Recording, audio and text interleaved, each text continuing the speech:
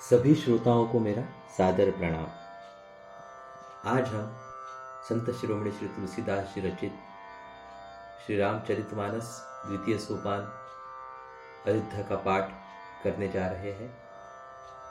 कल तक हमने दोहा संख्या 85 तक पाठ किया था। आज हम उसके आगे का पाठ करेंगे। तत्पूर्वी इस थोर ग्रंथ के रचयिता संत शिरोमणि श्री तुलसीदास जी, श्री गणेश भगवान, माता सरस्वती जी एवं प्रभु श्री रामचंद्र, माता सीता एवं समस्त भ्रातागण लक्ष्मण जी, भरत जी, शत्रुघ्न जी एवं परम भक्त श्री हनुमान जी, इन सभी के चरणों में हम साष्टांग दंडवत करते हैं और इनसे इस पाठ को आगे की ओर प्रारंभ करने के लिए अनुमति लेते हैं और आशीर्वाद की अभिलाषा धरते हैं। हरि ओम। तो हमने कल तक देखा कि भगवान श्री राम कैसे मंत्री को बोलते हैं कि यह रथ कहीं ऐसी दिशा में ले चलो और उसके पगचिन्ह ना अवधवासी जनता को दिखे। और प्रभु श्री राम वहां से निकलते हैं क्योंकि अवधवासी उन्हें छोड़ने को तैयार नहीं है। तो प्रभु श्री राम को भी देखो, ये साक्षात भगवान को वहां से दोपहर बीत जाने के बाद रात को चुपचाप निकलना पड़ा। यानी प्रभु का प्रेम देखिए। हरि ओम। तो चलिए, हमने कल दोहा संख्या 85 का पाठ किया था। आज हम फिर से एक बार उसे याद कर लेते हैं। तदुपरांत हम आगे का पाठ प्रारंभ करेंगे। हरि ओम। राम लखन सिंह जान चढ़ी, शंभु चरण सिरु नाई रामा। सचिव चलायो तुरत रथु, इत उत खोज दुराई रामा। शंकर जी के चरणों में सिर नवाकर श्री राम जी, लक्ष्मण जी और सीता जी रथ पर सवार हुए। मंत्री ने तुरंत ही रथ को इधर उधर खोज छिपाकर चला दिया।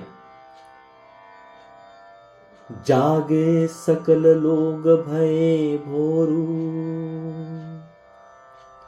गे रघुनाथ भयउ अति सोरू। रथ कर खोज कतहु नहीं पावही, राम राम कहीं चहु दिसी धावही। सवेरा होते ही सब लोग जागे तो बड़ा शोर मचा कि श्री रघुनाथ जी चले गए। कहीं रथ को खोज नहीं पाते।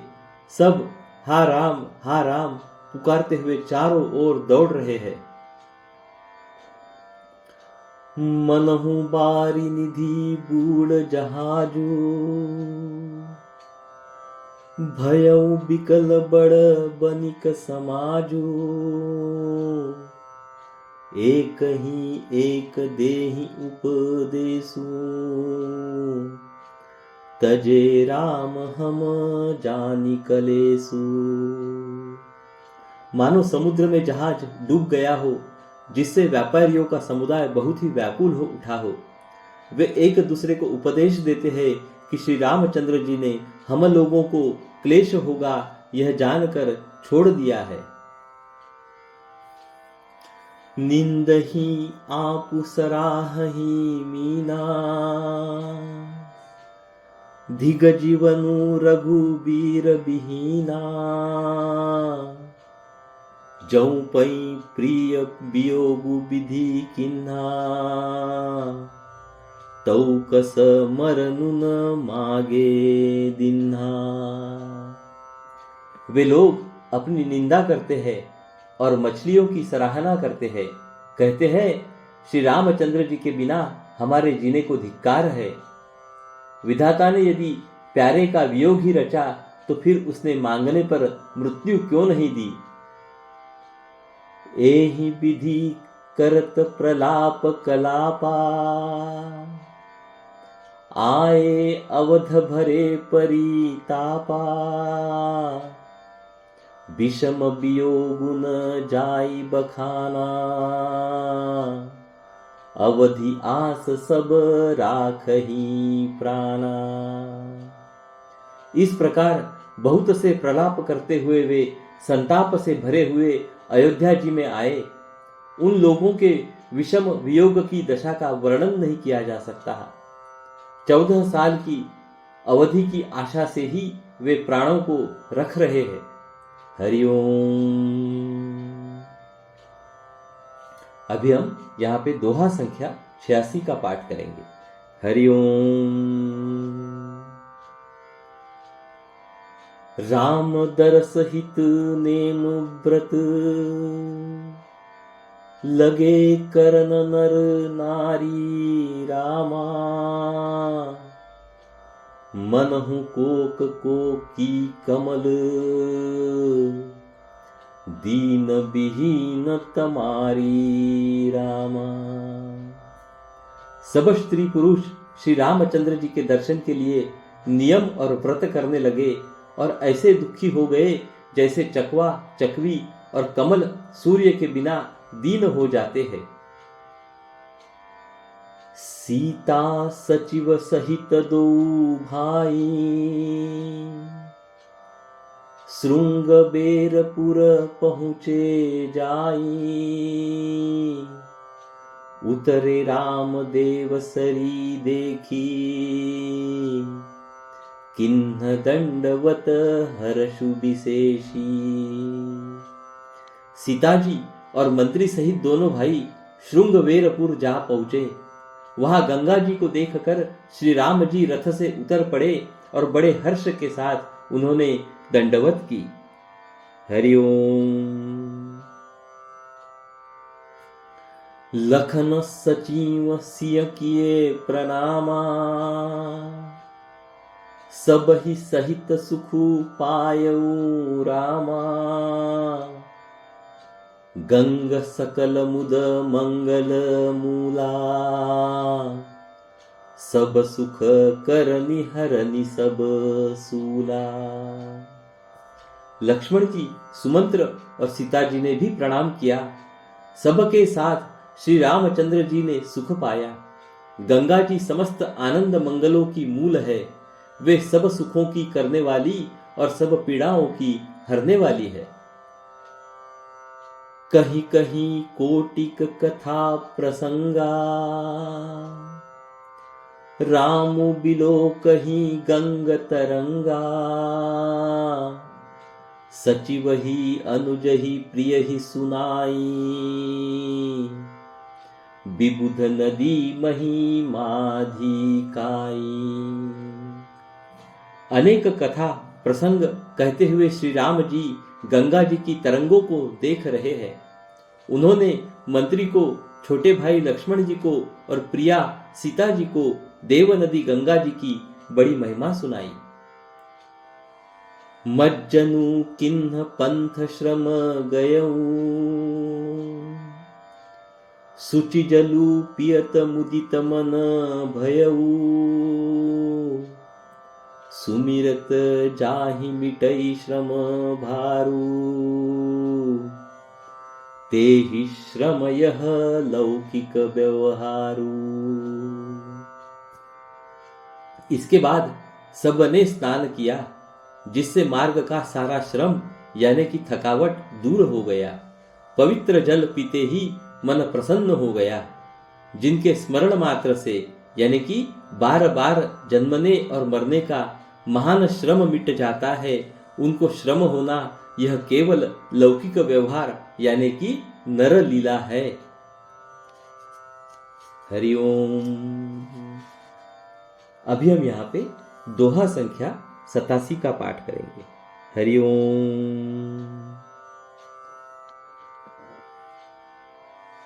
शुद्ध सच्चिदानंदमय कंद भानुकुल केतु रामा चरित करत नर अनुहरत संस्कृति सागर सेतु रामा। शुद्ध प्रकृतिजन्य त्रिगुणों से रहित मायातीत दिव्य मंगल विग्रह सच्चिदानंद कंद स्वरूप सूर्यकुल के ध्वजा रूप भगवान श्री रामचंद्र जी मनुष्यों के सदृश ऐसे चरित्र करते हैं जो संसार रूपी समुद्र के पार उतरने के लिए पुल के समान है। यह सुधी गूढ़ निषाद जब पाई मुदित लिए प्रिय बंधु बुलाई लिए फल मूल भेंट भरी भारा मिलन चले हिय हर्षु अपारा। जब निषाद राज गुह ने यह खबर पाई तब आनंदित होकर उसने अपने प्रियजनों और भाई बंधुओं को बुला लिया और भेंट देने के लिए फल मूल यानी कि कंद लेकर और उन्हें भारों यानी बहंगियों में भरकर मिलने के लिए चला। उसके हृदय में हर्ष का पार नहीं था। करी दंडवत भेंट धरी आगे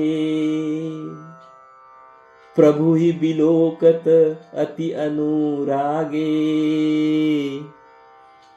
सहज स्नेह बिबस रघुराई पूछी कुशलन निकट बैठाई। दंडवत करके भेंट सामने रखकर वह अत्यंत प्रेम से प्रभु को देखने लगा। श्री रघुनाथ जी ने स्वाभाविक स्नेह के वश होकर उसे अपने पास बैठाकर कुशल पूछी। नाथ कुशल पद पंकज देखे भयहु भाग भाजन जन लेखे देव धरनी धनु धाम तुम्हारा मैं जनु नीचु सहित परिवारा। निषाद राजा ने उत्तर दिया, हे नाथ, आपके चरण कमल के दर्शन से ही कुशल है, यानी कि आपके चरणार बिंदों के दर्शन कर आज मैं भाग्यवान पुरुषों की गिनती में आ गया। हे देव, यह पृथ्वी धन और घर सब आपका है, मैं तो परिवार सहित आपका नीच सेवक हूं। हरिओम। कृपा करिय पुर धार्य पाऊ थापिय जनु सबु लोगु सिहाऊ कहेहु सत्य सबु सखा सुजाना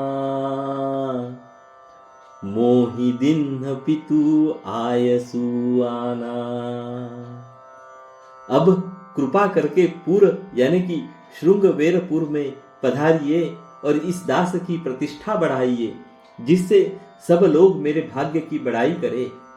श्री रामचंद्र जी ने कहा, हे सुजान सखा, तुमने जो कुछ कहा सब सत्य है, परंतु पिताजी ने मुझको और ही आज्ञा दी है। हरिओम। अभी हम यहाँ पे दोहा संख्या 88 का पाठ करेंगे। हरिओम। बरस 410 बासु बन मुनि व्रत बेशु अहारू रामा ग्राम बासु नहीं उचित सुनी गुहही भयउ दुखु भारू रामा। उनके आज्ञानुसार मुझे 14 वर्ष तक मुनियों का व्रत और वेश धारण कर और मुनियों के योग्य आहार करते हुए वन में ही बसना है, गांव के भीतर निवास करना उचित नहीं है। यह सुनकर गुह को बड़ा दुख हुआ। राम लखन सिय रूप निहारी, कहीं सब प्रेम ग्राम नर नारी। ते पितु मातु कहु सखी कैसे, जिन पठे बन बालक ऐसे। श्री राम जी, लक्ष्मण जी और सीता जी के रूप को देखकर गांव के स्त्री पुरुष प्रेम के साथ चर्चा करते हैं। कोई कहती है, हे सखी, कहो तो वे माता पिता कैसे हैं जिन्होंने ऐसे सुंदर सुकुमार बालकों को वन में भेज दिया है। एक कहीं भल भूपति किन्ना, लोयन लाहु हमहि विधि दिन्हा। तब निषादपति उर अनुमाना, तरु सिंसुपा मनोहर जाना। कोई एक कहते हैं, राजा ने अच्छा ही किया, इसी बहाने हमें भी ब्रह्मा ने नेत्रों का लाभ दिया। तब निषाद राज ने हृदय में अनुमान किया तो अशोक के पेड़ को यानी कि उनके ठहरने के लिए मनोहर समझा। लई रघुनाथ ही ठाऊ देखावा, कहेहु राम सब भांति सुहावा। पुरजन करी जो हारू घर आए, रघुबर संध्या करन सिधाए। उसने श्री रघुनाथ जी को ले जाकर वह स्थान दिखाया। श्री रामचंद्र जी ने देखकर कहा कि यह सब प्रकार से सुंदर है। पूर्ववासी लोग जोहार यानी कि वंदना करके अपने अपने घर लौटे और श्री रामचंद्र जी संध्या करने पधारे। गूह सवारी साथरी डसाई, कुश किस लयमय मृदुल सुहाई। सुचि फल मूल मधुर मृदु जानी, दोना भरी भरी राखेसी पानी।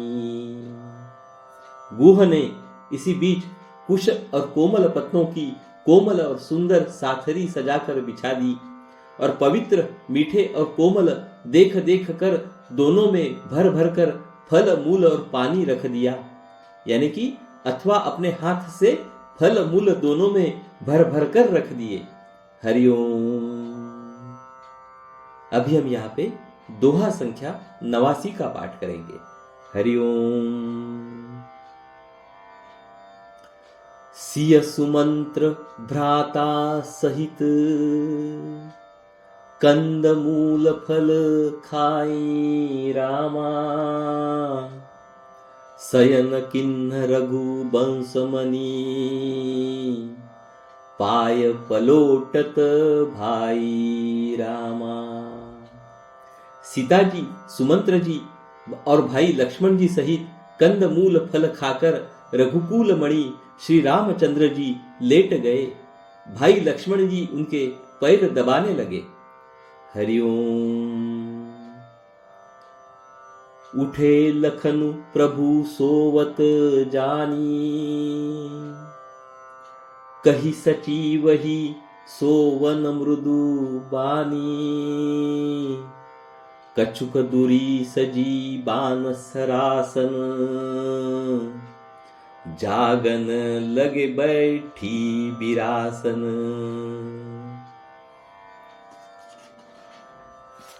फिर प्रभु श्री रामचंद्र जी को सोते जानकर लक्ष्मण जी उठे और कोमल वाणी से मंत्री सुमंत्र जी को सोने के लिए कहकर वहां से कुछ दूर पर धनुष बाण से सजकर विरासन से बैठकर जागने लगे, यानी कि पहरा देने लगे। गूह बोलाई पाहरू प्रतीति, ठाव ठाव राखे अति प्रीति। आपु लखन पही बैठे हूँ जाई, कटी भाथी सर चाप चढ़ाई। गुह ने विश्वास पात्र पहरेदारों को बुलाकर अत्यंत प्रेम से जगह जगह नियुक्त कर दिया और आप कमर में तरकस बांधकर तथा धनुष पर बाण चढ़ाकर लक्ष्मण जी के पास जा बैठा। सोवत प्रभु निहारी निषादु भयउ प्रेम बस हृदय विषादु तनु पुलकित जलु लोचन बहही बचन सब प्रेम लखन सन कही। प्रभु को जमीन पर सोते देखकर प्रेमवश निषाद राज के हृदय में विषाद हो आया। उसका शरीर पुलकित हो गया और नेत्रों से प्रेमाश्रुओं का जल बहने लगा। वह प्रेम सहित लक्ष्मण जी से वचन कहने लगा। भूपति भवन सुभाय सुहावा सुरपति सदनु न पटतर पावा मणिमय रचित चारु चौबारे जनुरति पति निज हाथ सवारे। महाराज दशरथ जी का महल तो स्वभाव से ही सुंदर है। इंद्र भवन भी जिसकी समानता नहीं पा सकता। उसमें सुंदर मणियों के रचे चौबारे यानी कि छत के ऊपर बंगले है जिन्हें मानो रति के पति कामदेव ने अपने ही हाथों सजाकर बनाया है। हरिओम। अभी हम यहाँ पे दोहा संख्या 90 का पाठ करेंगे। तदुपरांत हम रोज की तरह श्री रामायण जी की आरती का गायन करेंगे और वहीं पे अपनी वाणी को विराम देंगे और आज के पाठ की समाप्ति करेंगे। हरिओम। शुचि सुविचित्र सुभोगमय सुमन सुगंध सुबास रामा पलंग मंजू मणि दीप जहां सब विधि सकल सुपास रामा। जो पवित्र बड़े ही विलक्षण सुंदर भोग पदार्थों से पूर्ण और फूलों की सुगंध से सुवासित है, जहां सुंदर पलंग और मणियों के दीपक है तथा सब प्रकार का पूरा आराम है। हरिओम। तो चलिए हम रोज की तरह श्री रामायण जी की आरती का गायन करते हैं। हरिओम। बोलो सियावर रामचंद्र की जय। आरती श्री रामायण जी की कीरति कलित ललित सिया पी की। आरती श्री रामायण जी की गावत ब्रह्मादिक मुनि नारद वाल्मीक विज्ञान विशारद सुख सनकादि शेष अरु सारद बरनि पवन सुत कीर्तिनी की। आरती श्री रामायण जी की कीरति कलित ललित सिया पी की। आरती श्री रामायण जी की गावत वेद पुराण अष्टदश छहो शास्त्र सब ग्रंथन को रस मुनि जन धन संतन को सर्वस सार अंश सम्मत सब ही की। आरती श्री रामायण जी की कीरति कलित ललित सिया पी की। आरती श्री रामायण जी की गावत संतत शंभु भवानी अरुघट संभव मुनि विज्ञानी। व्यास आदि कवि वर्ज बखानी काग भुसुंडी गरुड़ के ही की, आरती श्री रामायण जी की। कीरति कलित ललित सिंह पी की, आरती श्री रामायण जी की। कलिमल हरनि विषय रस फीकी, सुभग सिंगार मुक्ति जुबती की। दलन रोग भव मूरी अमी की, तात मात सब विधि तुलसी की। आरती श्री रामायण जी की। कीरति कलित ललित सिंह पी की, आरती श्री रामायण जी की। हरि ओम। बोलो सियावर रामचंद्र की जय। पवन पुत्र हनुमान की जय। संत शिरोमणि श्री तुलसीदास जी महाराज की जय। हरि ओम। तो चलिए आज का पाठ हम यहीं समाप्त करते हैं और हम रोज की तरह कल फिर मिलेंगे। तब तक के लिए आज्ञा दीजिए। नमस्कार। हरि ओम हरि ओम हरि ओम हरि ओम हरि ओम।